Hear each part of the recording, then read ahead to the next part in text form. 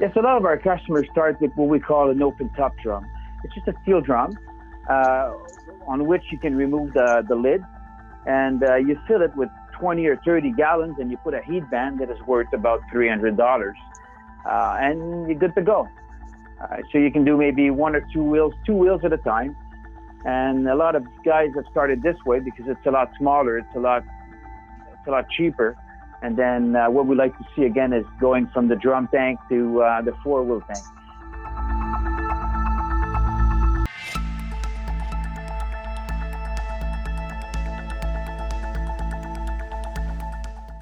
Today, it's all about saving time in restoration. That starts with stripping. But guys, are you tired of getting chemical burns, or even worse, exposing yourself or your employees to harsh chemicals? Is this just something you've resolved thinking, that's just how this business is? This man is out to change your mind. He says his cleaner chemicals and new waste recovery system, you can reduce your company's environmental footprint. You'll have less waste, fewer accidents, and a cleaner environment to work in. Let's hear from Martin Pajou, president of GreenSolve.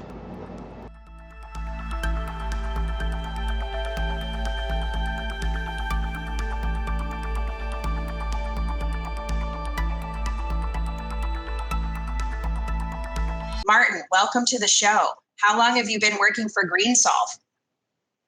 Hi, Kim. Well, I've been working with GreenSolve since 2002 when we founded it with my father. And what do you do, or what do you like most about your job? I guess I like everything, but I like selling and developing, research and development, and also trying to help customers. That's probably my favorite part, making them save money, do more wheels or refurbish more parts, and and grow their business. So where is your company based? We're based out of Montreal in Canada. That is about 6 hours driving distance straight north from New York City. Okay, so the story behind GreenSolve is that you developed something it kind of got started with when you had a call from a client from Japan, correct? Yes, that's correct. That's even before the company was founded, maybe 5 or 6 years before, in my father's previous company. And I don't know how much you can disclose about that, but what was it that I guess they just wanted to solve a problem, right? I mean, how did they? Oh, they wanted a non-dichloromethane or non-methylene chloride. It's the same thing, paint stripper, a gel paint stripper though for wood surfaces. So we got to it in 1994, and a couple of years later, we had finished the product. It's a gel.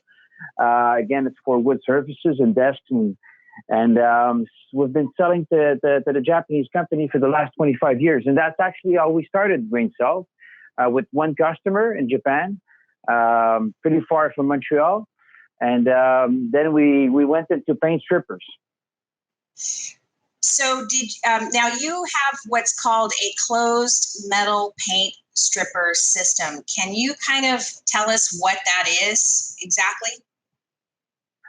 Well, it's a long-term objective. We're not that far already, but what we want to do, what we want to achieve is no environmental footprint. So no fumes going to the atmosphere. We would like to capture them all, recondensate them, and put them back in the strip tank. And also the rinse water, would like to treat it and release it to city sewer with no pollution whatsoever, and even reuse it if we can. Same thing with the paint stripper itself and the paint sludge. Would like to reuse them. So I have nothing coming out of the paint stripping system, and that's what we believe is the future. So low environmental footprint and low consumption, achieving more with less. I think that's great. And I think what I like most about what I got out of your website is your core values. It's something that I can stand behind as far as a custom coder, and doing more with less is definitely, and being able to reuse chemicals is the most important thing. But, it seems like you're really there to stand behind your clients. I mean, out of all those core values, which one do you think is the most important? If we get 5 core values, the first one is protecting the environment, being a valuable partner, then always promoting excellence, innovation, and creativity. And the last one is creating wealth for our customers, our employees, and also for our community. We like them all, but protecting the environment and being a valuable partner is probably the 2 ones that I prefer. I like to help customers do more. And also, if we can be in synergy with the environment while not affecting it, and I think it's a win-win. Absolutely. I agree with that. Now, I'm watching your YouTube video right now, the one you have about the alloy wheel stripper, and maybe we can talk a little bit more about who is your customer. When you watch the video, you can see they're doing a lot of rims. I'll make sure to put this YouTube link, and all the links about GreenSolve in the episode, so you guys can follow and watch along as well. This seems like these guys seem like a really busy coater. Are they stripping powder coat, or are they stripping the liquid coat, like a painted finish on these wheels? I mean, is there a difference, or can you do both? Oh, yes, you can do both, and they do strip both. Although we're very lucky when we started. This gentleman, Peter, he's the biggest wheel refinisher in Canada. They do from 100 to 200 wheels a day in 24 hours. And when we approached them, they were using the dichloromethane paint stripper. And sometimes the wheels would take 48 hours to strip, especially the German ones. So we worked with them. And then it's been about 12 years now that they've been using our system. And it's very reliable, predictable. So that was a great entrance into the market. That was our first customer with wheels. And for the last 12 years, we've been trying to improve the product, improve the process, to make it better and cheaper for our users. But our main customers, they're either custom coaters. I'd say 90% of our customers, either custom coaters or wheel refinishers. And whether it's powder coating or OEM finishes from BMW, Mercedes, or it would be a Ford, the product is very good. I mean, it takes from 60 to 90 minutes to strip a wheel. Yeah, that's pretty good timing. And I mean, for small custom coaters like us, where it's just maybe 1 or 2 or maybe 3 guys, that's kind of what can make or break, the cost or the overhead. And, I know you have this cost calculator on your website, which kind of helps determine, but I think, I know that your product can be kind of costly, but I know that, if you're thinking about hiring someone, to just strip wheels all day long, I mean, where do you find the value in that with the cost reduction? Indeed, with any other method, stripping is very a tedious job. It could take anywhere, if you're sandblasting, it's 15 to 45 minutes per wheel. Even if you're chemical stripping, you need to stand behind the strip tank, or if you do it by hand, it could be 15, 20, 30 minutes per wheel even. With this system, we average about 1 or 2 minutes per wheel. So you just dump them in the tank, you close the tank, you walk away either for the night or just for an hour and a half, and then you come back, you take them out, and you rinse them. So it pretty often saves a job of 1 or 2 employees if you want to strip, say, 12, 16, 20 wheels a day or even more. So you save a lot of labor. And also, because we reuse the same chemical over and over again, the price per wheel is very cheap. It's about $2 versus the, say, dichloromethane, the cold stripper, could be up to $5 or $6 a wheel, or even more if you buy that gel paint stripper from the local store. Right. And I think that most custom coaters, when they're looking at this, they're just looking at the face value of cost to get into stripping, right? I would say on average, introductory to buy that chlorine, the chemical is probably, and a strip tank and all of that is probably around $1,000. But you still have to deal with the muck. You still have to deal with cleaning up and everything, and you still have to hang out by the pull it out and do all the cleanup and stuff. But what you're saying is if you're thinking about buying an employee, this cost would replace that because there's less work involved. I mean, other than the general maintenance of your system, right? Indeed, much less, because you put those four wheels in, and then you go do something else, and then when you walk back to the tank an hour and a half later, they're stripped, and it takes really 30 seconds to 1 minute to clean them, and they're stripped clean. There's no scratching, no scrubbing, and it's perfect for powder coating. Some powder coaters, if they want to achieve very high quality, they'll brush blast the wheels, a sandblast, quick, maybe for 2-3 minutes. But other than that, there's nothing to be done on the wheels. You can recoat them right away.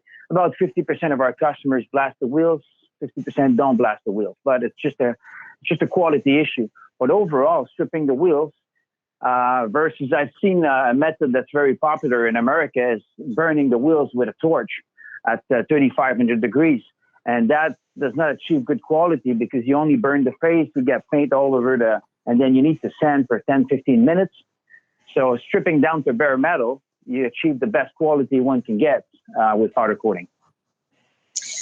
Yeah, I think that's definitely, I mean, I know that people are like, well, if it's the long term, then fine. Yeah, it makes sense. But in the short term, it doesn't. But I think that if you're considering hiring somebody at $20 an hour to do this, or you don't want your employees to be around all these harsh chemicals or yourself, you may want to consider maybe getting or looking into this kind of a system. And I think that in terms of the environment and stuff, and that's kind of where the whole system is going anyways, to kind of get away from these harsh chemicals, at least the saving the environment and saving yourself from all of the troubles of using these harsher chemical stripping methods. It's kind of where the industry is going. Do you want to talk about trends in the industry and stuff? Everything tends to be regulated right now. Even your rinse water, your like air pollution. In California, they're pretty strict about that. So there's only a certain amount of VOCs you can send to the atmosphere. So we're trying to look at all the regulations and work with them instead of doing our own thing and trying just to make money. We try to offer our customers a solution that's good for with all the regulations, so they don't have to worry about that. And I spend a good amount of time just reading those regulations, would they be in America, in Europe, so what's coming, and also, but the trend is clear: use less and pollute less, and do more if you can. Yeah, I think for custom coaters, if you're in it for the long haul, you may want to start thinking in that direction if you haven't already and transitioning, because I agree. I think that's exactly where it's going. Now, you have on your website, and I think it's on your products page, there's kind of, you have different types of chemicals products for different industries.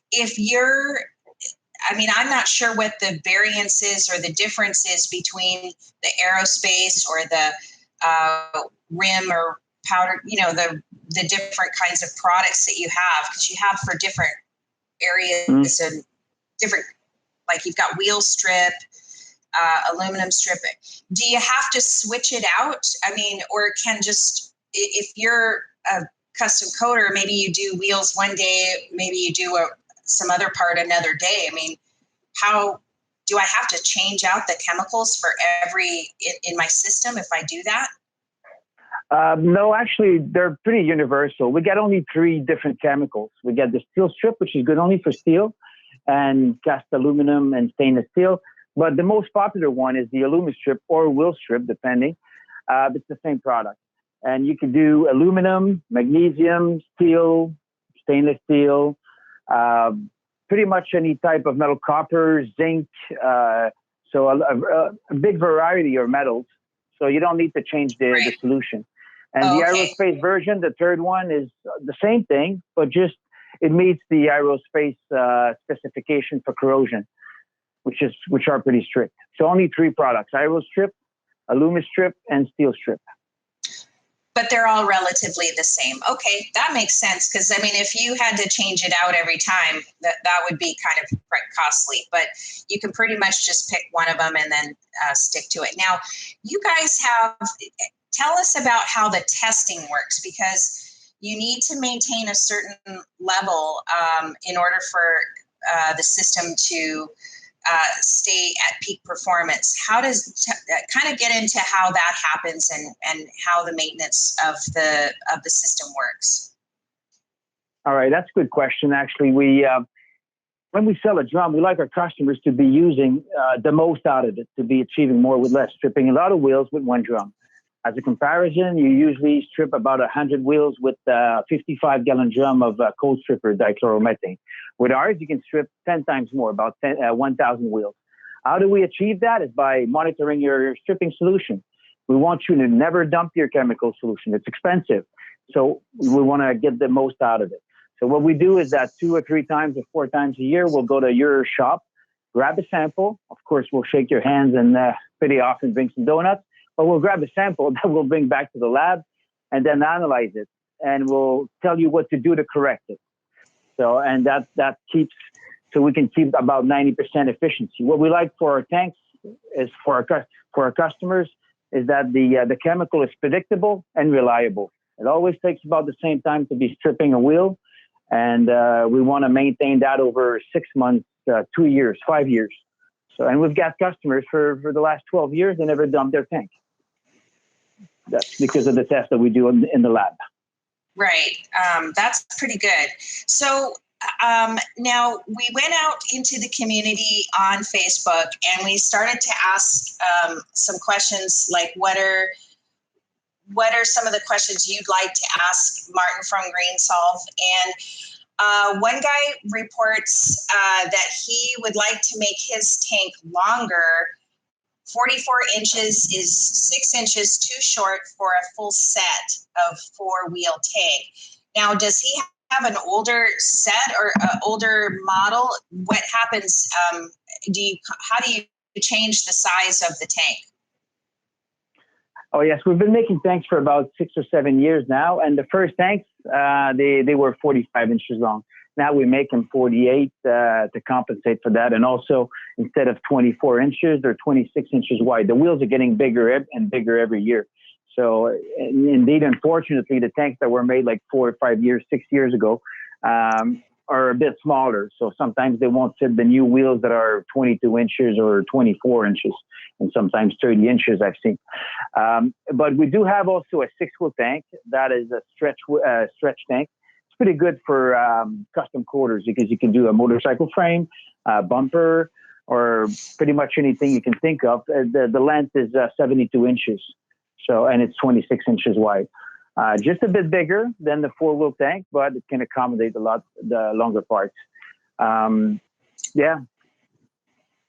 So if you bought something that was smaller and you wanted to upgrade to a larger tank, do you have some kind of way to help these guys turn in or trade in and get a bigger model?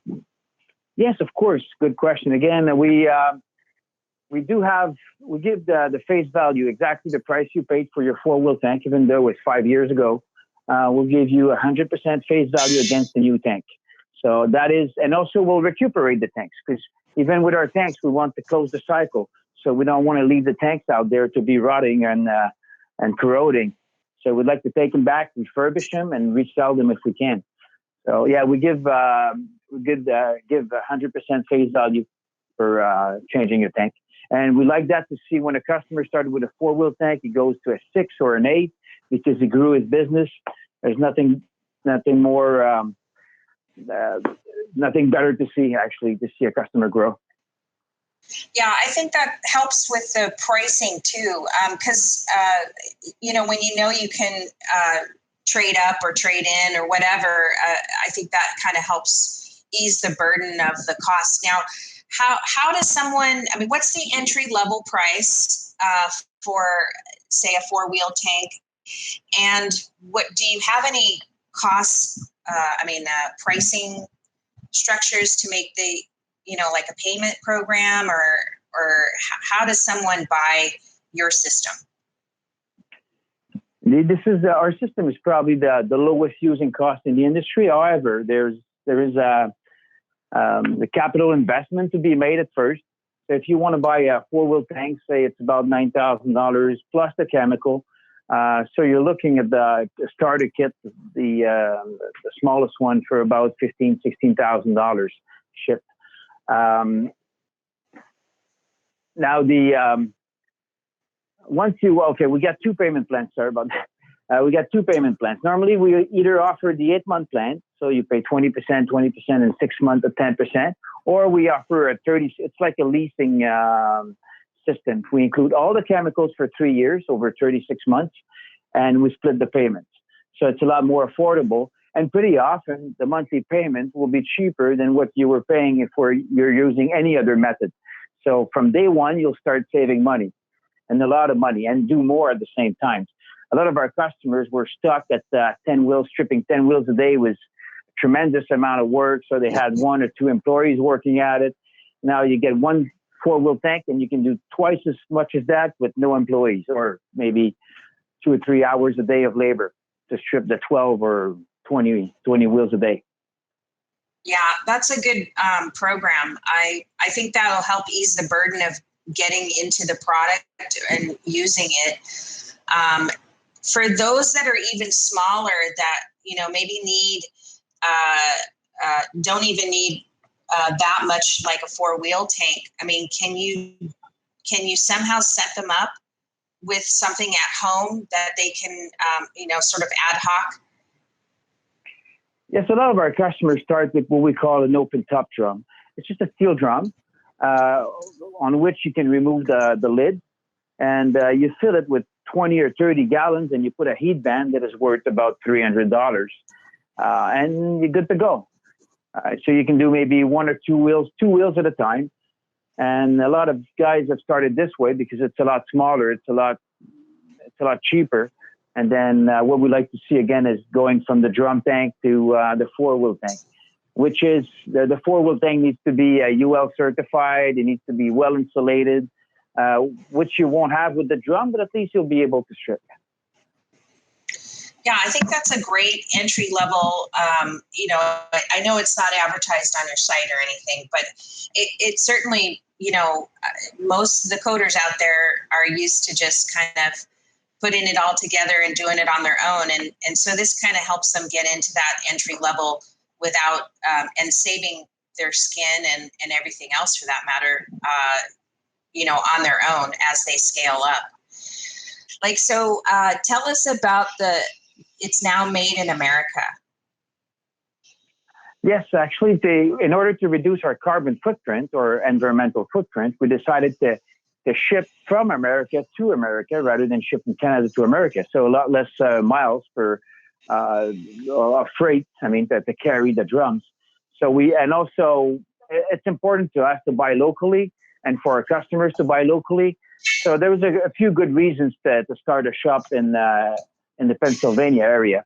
And eventually, if we can, we'd like to have the same type of facility in California and Texas.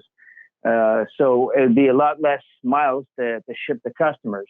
And also we want to have a proximity service to see our customers more and more often. For the same reason, we hired a nice young gentleman, Matthew from New Jersey. So he can see all of our customers in that region, which we have a lot of customers in the Boston, New York, Philly, Washington area. So he can go see them more often. So same purpose as the toll blender in Pennsylvania, made in America and less miles. I could see us taking the 6-wheel one because of all the automotive bumpers and stuff like that, Yeah. But on the other end, you can flip them aside. I didn't talk about the oil, but we get an oil seal that we put on top. It's like a lid, but it's chemical lid. So it's like oil and water. So it stays on top. So again, it's to reduce evaporation. And I got to tell you, the first time we sold that to we have a large powder coater here.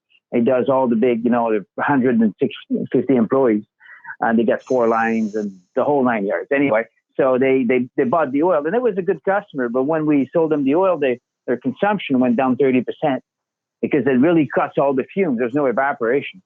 So it's like shooting ourselves in the foot, but then it's better for the customers. Okay, one happy customer will tell another and another, and that's our mentality. So we sell a product that cuts ourselves, but hey, yeah. So you could turn around the parts. If you have a whole bumper, you do one half, you leave the lid open, but you get the oil, so no evaporation, and then you flip it around, and you can do it in 2 shots. Yeah. So like, I forgot to ask you about the smell. Is there any kind of smell involved? Yes, there is. Not as bad as the regular paint strippers, but you need ventilation. If you don't have any, because it's at 180, so yeah, it fumes. And the oil will solve most of your problems. It will reduce fumes by 90%. But still, you do need a ventilation. But what's fun about Hawaii or Florida or California or those hot places is that you can just put a hole in the wall and put a fan that blows it out. Very easy. Right. A lot tougher in Canada or Boston or Oregon, where you have to. Right. You don't want to throw the good heat out in the winter, so you need a better ventilation system that can cost up to sometimes $10,000. While in the South or in Hawaii, it's probably $500 investment. Just a hole in the wall and a wall-mounted fan. So a lot easier. And yeah, I mean, that's kind of why I wanted to talk about your system, because it's just nasty when you get those burns and stuff. Oh yeah, that's pretty often the first thing. The people that use the dichloromethane, more famously or infamously the B17 from Tennessee, they usually show me their forearms and show me their burns. Say, okay, I got burns all over, and they're kind of proud of it too, even on their legs and their forearms. Say, okay, this is all the burns I got from paint stripping. Oh, that won't happen again.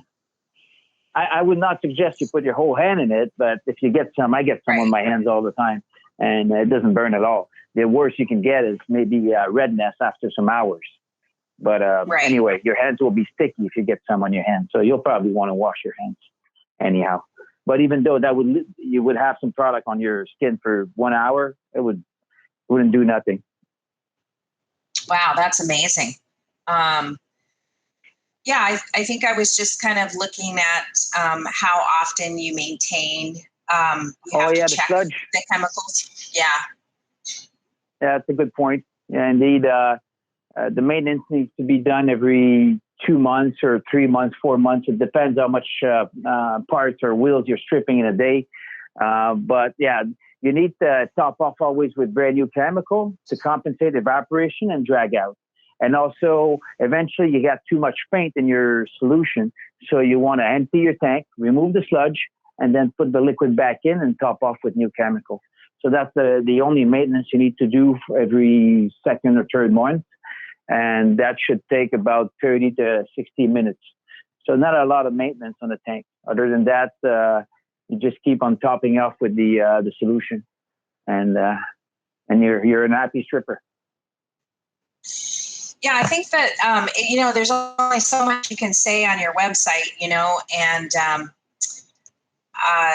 it's hard to convey everything that you're saying here, because it just seems like there's, just by being able to talk to you really helps let others know what can't be conveyed via the website. You know what I mean? And just getting down to the nitty gritty of, why you should buy this system, or why, is this system right for you,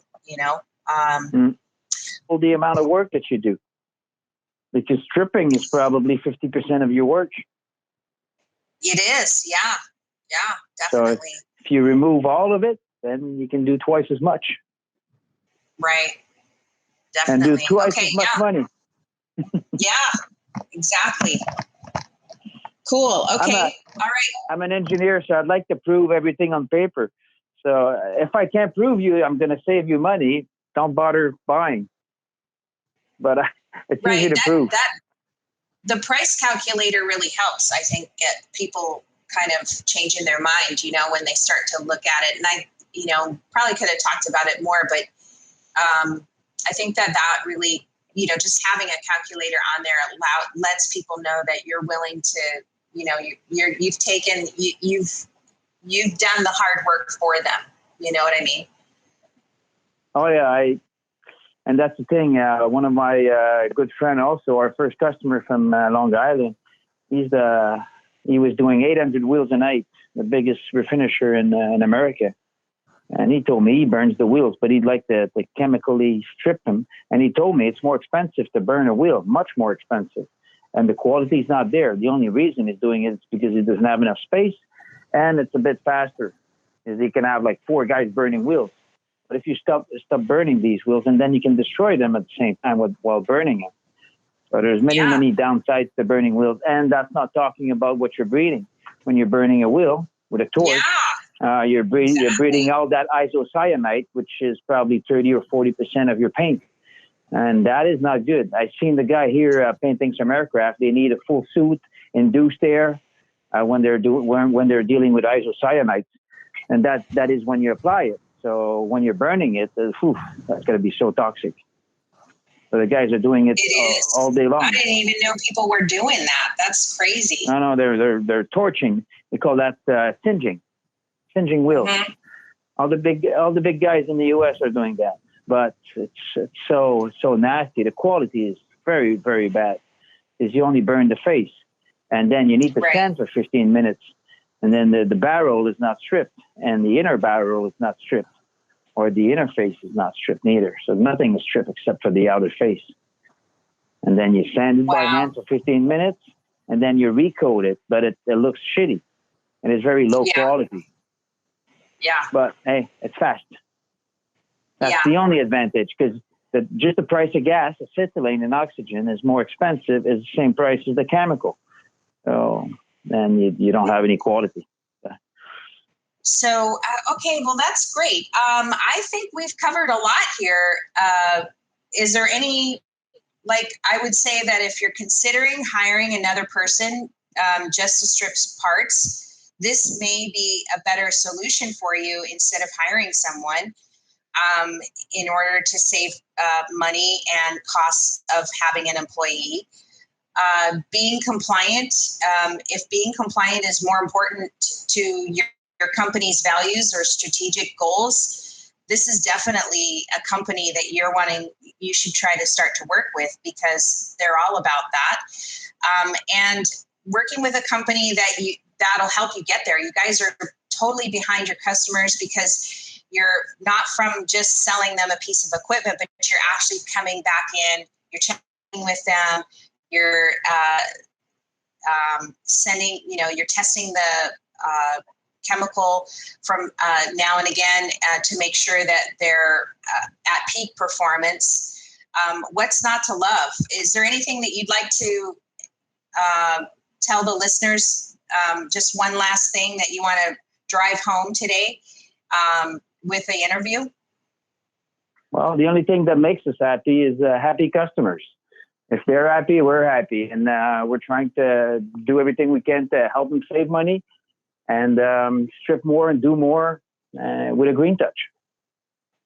That's great. Now, where can your company be found? What's your website, Instagram? Are you on Instagram, phone, email? We're on Instagram, on Facebook. Instagram is greensolve_Inc. Facebook is under my name, Martin Pageau, Pageau. Our website is greensolve.com with no E, green like color green, SOLV like Victor.com. And my email is mpageau@greensolve.com. And I answer every single email that comes to my box. And every phone call, because this was the second time that we interviewed today because I forgot to hit the record button.